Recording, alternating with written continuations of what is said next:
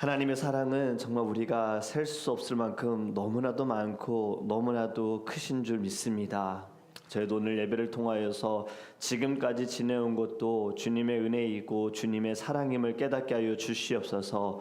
이제 한 해를 마무리하는 시기에 저희들 돌아보면 정말 여러 많은 일들이 있었지만 하나님 무엇보다 주님께 감사하며 한 해를 마무리하고 하나님 정말 새로운 마음과 새로운 꿈과 비전과 새로운 영으로 아버지 새롭게 시작할 수 있도록 우리를 이 예배를 통하여서 다시 주의 말씀으로 거듭나게 하여 주시옵소서. 한 걸음도 주께 나아가기 원합니다. 가까이 가기 원합니다. 하나님, 내 생각과 내 뜻과 내가 원하는 것이 이루어지지 않음에 시선을 두는 것이 아니라 지금 주님께 예배할 수 있음, 주님께 붙어 있음이 정말 너무나도 큰 축복이라는 것을 깨달아 감사하며 살아갈 수 있도록 주님이 우리에게 성령의 충만함을 부어 주시옵소서. 감사하며 예수 그리스도의 이름으로 기도합니다. 아멘. 오늘 우리 하나님의 말씀 함께 보겠습니다. 사도행전 25장 17절에서 22절입니다. 사도행전 25장 17절에서 22절 말씀입니다.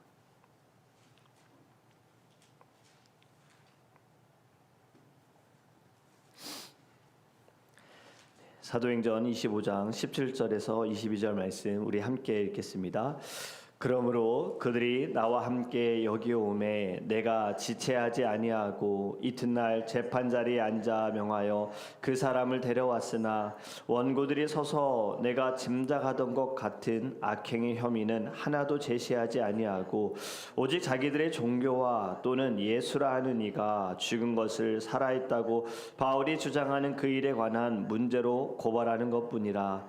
내가 이 일에 대하여 어떻게 심리할는지 몰라서 바울에게 묻되 예루살렘에 올라가서 이 일의 신문을 받으려느냐 한즉 바울은 황제의 판결을 받도록 자기를 지켜주기로 호소하므로 내가 그를 가이사에게 보내기까지 지켜두라 명하였노라 하니 아그리빠가 베스도에게 이르되 나도 이 사람의 말을 듣고자 하노라.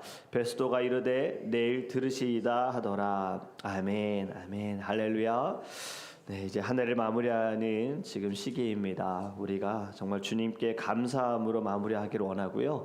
새해에는 주님 때문에 기대가 되기를 주님의 이름으로 축복합니다. 우리를 의지하고 우리를 바라보면 기대할 것이 하나도 없지요.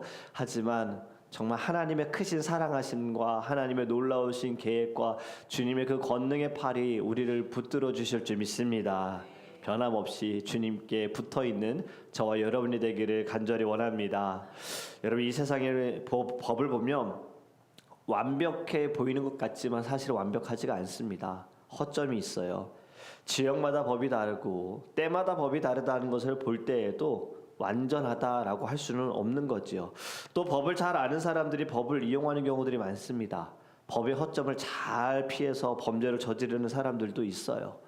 바울의 때도 크게 다를 바가 없다라는 것을 우리는 성경 사도행전을 읽어보면서 계속 보입니다. 지금 바울을 고발하는 사람들은 있지만 오늘 본문에 보면 혐의가 전혀 없다라는 거죠. 혐의 없는 고발. 상대방의 억지 주장이고 고집이다.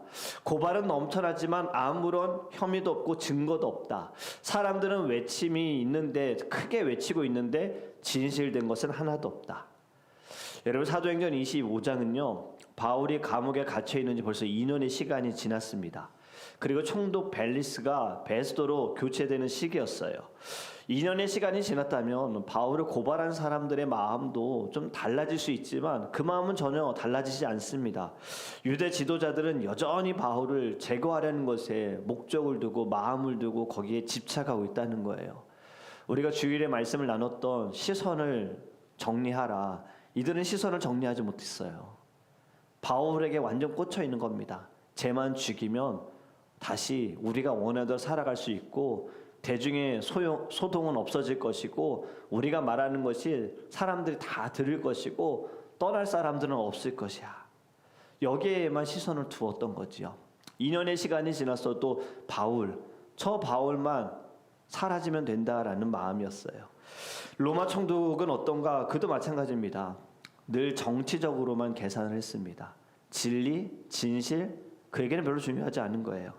지금 말씀도 혐의가 없고 바울은 이미 무죄입니다. 그럼에도 불구하고 풀려나지 못하고 여전히 감옥에 갇혀 있다. 유대인들은 베스도에게 요청합니다. 바울을 예루살렘으로 보내주세요. 여러분, 이것이 겉으로 보이는 것은 공정한 재판을 위해서 혐의를 찾아서 어떻게든 그를 없애기 위한 것이지만 사실을 정말 없앨 수 있는 다른 방법은 암살 계획입니다.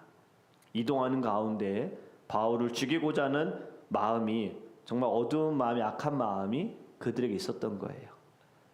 바울에게 여러 가지 중대한 혐의를 제시합니다. 그런데 성경은 단 한 문장으로 정리하는데 7절에 능히 증명하지 못하더라. 여러 가지 이야기를 계속 이야기하고 있고 고발하고 있지만 증명할 것은 하나도 없다라는 거죠. 사람이 얼마나 악한지가 여기에서 보입니다. 누군가를 미워하게 되면요, 진실은 그렇게 중요하지 않습니다. 증거가 있어도 그 증거 찾으려고 하지도 않습니다. 우리는 종종 이런 생각을 하지요. 말이 많으면 사실일 것이고 목소리가 크면 사실일 것이고 사람들이 많이 몰리면 그것이 진실일 것이라고 여기지만, 여러분, 진리는 다수결로 결정될 수 있는 것이 아닙니다. 고발이 많다고 진리가 되는 것도 아닙니다. 지금 바울은 혼자입니다. 그렇지만 진리였고, 유대 지도자들은 많지만 그들은 거짓이었어요. 여러분, 이 모습들을 보면서 우리가 생각하고 좀 깨달아야 할 것은요, 분별할 눈이 있어야 하고 마음이 있어야 할 줄 믿습니다. 무엇이 진리이고 무엇이 하나님이 원하시는지를 우리는 좀 볼 줄 알아야 하는 거예요. 남들이 할 것을 다 할 것이 아닙니다. 남이 하지 않는다 하더라도, 아니 남이 피하려고 한다 하더라도 주님이 말씀하신 것이라면 기꺼이 행하는 저와 여러분이 되기를 간절히 원합니다. 남들이 가려고 하는 길만 가지 않았으면 좋겠어요. 오히려 남들이 가려고 하는 그 길이 어둠의 길이 될 수 있고 더 잘못된 길이 될 수도 있어요. 주님이 가신 길, 십자가의 길, 고난의 길, 결국에는 그 길이 영광의 길이 될 줄 믿습니다. 바울은 홀로 외로운 싸움을 했지만 그는 외롭지 않았습니다. 왜냐하면 하나님이 그와 함께 하신다는 것을 그는 늘 알고 있었어요. 하나님이 자신을 도와주시고 하나님이 대신 싸우고 계신다. 그런데 오늘 본문을 보면 바울이 처음으로 변명을 합니다. 그런데 이 변명 너무 단순하면서도 또 강력하고, 그 변명은 길지도 않습니다. 나는 율법을 거스른 적도 없고 성전을 더럽힌 적도 없고 가이사에게 죄를 범한 적도 없다. 나는 죄가 없다, 이 말을 딱 하는 거예요. 베스도는 바울에게 예루살렘에 가서 재판을 받겠냐고 질문합니다. 이 질문은 정의를 회피하는 질문이에요. 이미 그가 보입니다. 아무리 봐도 바울에게는 혐의가 없다는 것이 보이지만 대중의 시선이 그를 두렵게 하기 때문에 그는 정치를 선택하는 거예요. 대중이 원하는 것을 선택합니다. 그래서 바울은 결정합니다. 나는 가이사의 재판석 앞에 서 있고 내가 죄가 있다면 나 죽는 거 두렵지 않습니다. 사양하지 않겠습니다. 결국에는 마지막으로 하는 말은 상소하겠다는 겁니다. 이것은 도피도 아니고 방어도 아닙니다. 바울의 지금 이 고백은요, 하나님의 섭리를 선택하는 믿음의 방법인 줄 믿습니다. 상황을 바꾸는 것이 아니라 하나님께서 이미 계획하셨고 하나님이 이미 짜신 큰 흐름 가운데 바울은 한 걸음 나아가겠다라고 고백한 거예요. 이제 2025년이 이틀 남았지요. 오늘과 내일밖에 남지 않았습니다. 우리도 지난 한 해를 돌아보면 억울한 일들 여러분 경험했을 수 있습니다. 아무런 혐의도 없는데 사람들은 우리들을 오해하고 또 우리에게 죄를 뒤집어 씌우는 경우들도 있었을 거예요. 하나님을 향한 순수한 마음이 오해받았을 수도 있고, 주를 위한 열심이 때로는 누군가에게는 미워 보일 수도 있고, 그 사람의 내면은 보질 않고 보이는 것으로 억울한 또 어려움을 당하는 일들도 있습니다. 그런데 더 안타깝고 더 두려운 것은 이 억울함과 오해가 2026년 새해 그때도 벌어질지 모른다는 것입니다. 때로는 처음 보는 사람이, 잘 알지도 못하는 사람이, 어쩌면 또 나를 너무 잘 아는 사람이, 나를 너무 사랑하는 사람이 오늘 바울을 고발하는 사람들처럼 아무런 혐의도 없이 우리를 고발할 수도 있어요. 여러분, 그런데 중요한 것은 우리의 무죄함은 하나님 앞에서 반드시 드러나게 될 줄 믿습니다. 의로움은 사람이 판결할 수 있는 것이 아닙니다. 누가 의롭다라고 말할 수 있는 건 사람이 할 수 있는 것이 아니고 오직 예수 그리스도로 말미암아 의롭다 함을 얻은 우리는 하나님의 선언으로 말미암아 정해진 줄 믿습니다. 바울은 이 모든 것을 알고 있었기 때문에 2년 동안 감옥에 갇혀 있어도 재판 앞에 있어도 그는 흔들리지 않고 두려워하지 않았던 거예요. 여러분, 그리고 결국 마지막 때에 모두 다 심판을 받게 될 것이고 그때의 의로움에 대한 판결도 받게 될 줄 믿습니다. 지금의 억울함, 지금의 답답함, 그것이 주를 위해 받는 것이라면 반드시 마지막 때에는 하나님께서 다 갚아주실 거예요. 지금 고난의 면류관을 써야 합니다.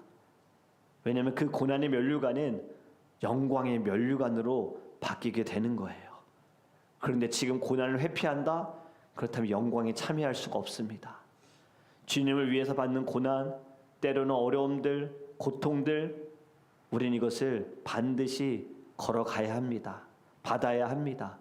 왜냐하면 하나님의 아들이신 주님께서도 이 땅에서 주님이 원치 않으셨던, 또 때로 어쩌면 원하셨던, 우리 때문에 원하셨던 고난과 고통의 길을 가셨기 때문이에요. 여러분, 우리도요 이 모든 것을 믿음으로 말미암아 오늘 인내하시기 원합니다. 2026년 새해에도요 하루만 더 참아보시기 바랍니다. 하루만 더 기다려보시기 바랍니다. 반드시 하나님의 뜻이 하나님의 때에 나타나게 될 줄 믿습니다. 한 가지 더 우리가 알아야 할 것이 있습니다. 바울은 사역을 원했습니다. 그는 복음을 전하기 원했습니다. 그런데 지금 막혔지요. 늘 재판을 받아야 했고 감옥에 갇혀 있어야 했고 사람들에게 편안하게 가지 못했습니다. 물론 하나님의 뜻이 있으셔서 감옥에 있을지라도 자유롭게 사람들이 드나들면서 복음을 전할 수 있는 기회가 있었지만 세상의 사람들의 눈으로 볼 때에는 바울은 막힌 것 같고 멈춘 것처럼 보입니다. 하지만 실제로는 로마로 가는 길이 열리고 있다라는 거죠. 여러분, 하나님의 뜻은 우리의 눈에 답답해 보인다 할지라도 조금씩 한 걸음 한 걸음 우리를 움직이고 있는 줄 믿습니다. 우리 눈에 보이지 않는다 하더라도 또는 조금 더딜지라도 우리는 한 걸음씩 나아가고 있는 거예요. 그렇기 때문에 여러분, 오해를 받을 때 굳이 해명하지 않으셔도 돼요. 왜냐하면 하나님은 침묵 속에서도 일하고 계시는 거예요. 불리한 상황이요, 억울한 거 실패 아닙니다. 하나님은 감옥 안에서도 복음을 전진시키셨습니다. 사람의 판단보다 하나님의 판결을 붙드시기를 간절히 원합니다. 사람들의 말은 바뀝니다. 마음도 바뀝니다. 어제의 친구가 오늘의 적이 될 수 있고 어제의 적이 오늘의 친구가 되는 것이 사람의 관계입니다. 우리는 하나님만 바라보며 하나님의 판결을 붙들기를 주님의 이름으로 축복합니다. 하나님의 선언인 하나님의 약속은 절대로 변하지 않습니다. 그리고요, 오히려 그 억울한 순간을 통하여서 큰 길이 열릴 수도 있다라는 거예요. 설명해봐야 소용없고요. 억울한 일 절대 풀리지도 않고 진실을 말해도 받아들여지지 않지만 오늘의 말씀 꼭 기억하셨으면 좋겠어요. 혐의 없는 고발 앞에서도 하나님은 여전히 여러분과 함께 하십니다. 그리고 하나님은 지금도 조용히 하지만 분명하게 하나님은 일하고 계십니다. 여러분, 한 번만 참으세요. 하루만 한번 참아보세요. 내일은 길이 보이게 될 것이고 내일은 주님의 은혜와 뜻과 주님의 사랑이 나를 붙들고 있었구나라는 것을 깨닫게 될 줄 믿습니다. 오늘 이 아침에도 우리가 기도할 때 하나님의 그 사랑, 크신 그 사랑이 나를 지금 감싸고 있다라는 것을 깨달아 우리 안에 다시 한번 첫사랑과 첫 마음과 눈물이 회복되기를 주님의 이름으로 축복합니다. 이제 우리 함께 기도하기 원합니다. 여러분, 첫 번째로 함께 기도하기 원하는 것은요, 억울한 일 당하고 고난과 고통이 자꾸 우리의 발목을 메고 있을 수도 있습니다. 나는 가고 싶은데, 나는 한 걸음 더 나아가고 싶은데, 나는 조금 더 성장하고 싶은데 그러지 못하는 순간들이 있어요. 여러분, 그때에도 우리 주일의 말씀처럼 주님, 지금 제가 정리할 것이 무엇입니까? 지금 제가 내려놓아야 할 것이 무엇입니까? 지금 제가 버려야 할 것이 무엇입니까? 주님, 모든 것을 다 내려놓습니다.